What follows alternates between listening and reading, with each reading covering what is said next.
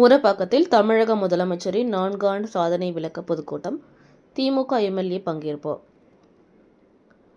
செங்கல்பட்டு மாவட்டம் ஊரப்பாக்கத்தில் தமிழக முதலமைச்சரின் 4 ஆண்டு சாதனையை முன்னிட்டு நடைபெற்ற விளக்க பொதுக்கூட்டத்தில் திமுக எம்எல்ஏ பங்கேற்றனர்.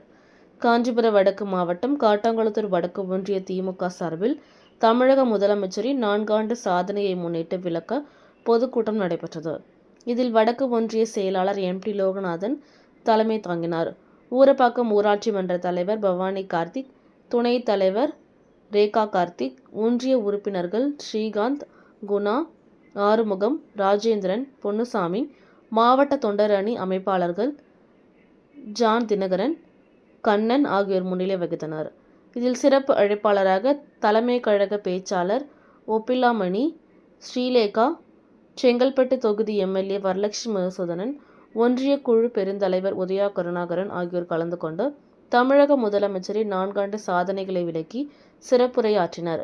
இதில் நிர்வாகிகள் ஜெகன் தேவேந்திரன், ராஜன் ஆறுமுகம், இளைஞர் அணி துணை அமைப்பாளர் எம்.எஸ். கார்த்திக், கிளை செயலாளர்கள், மாணவர் அணி, மகளிர் அணி, இளைஞர் அணி நிர்வாகிகள் மற்றும் பொதுமக்கள் ஏராளமானோர் கலந்து கொண்டனர்.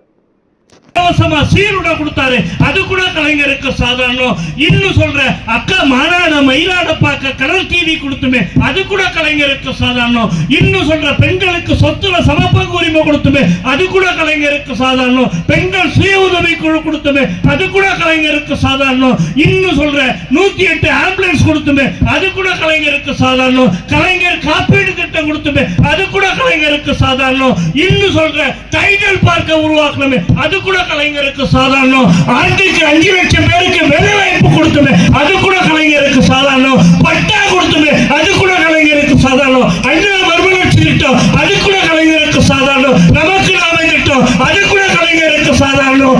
எல்லா சாதனையும் என்ன மிகப்பெரிய சிறப்புனா, யாரும் செய்ய முடியாத சாதனை என் தலைவர் கலைஞர் செஞ்சாரா.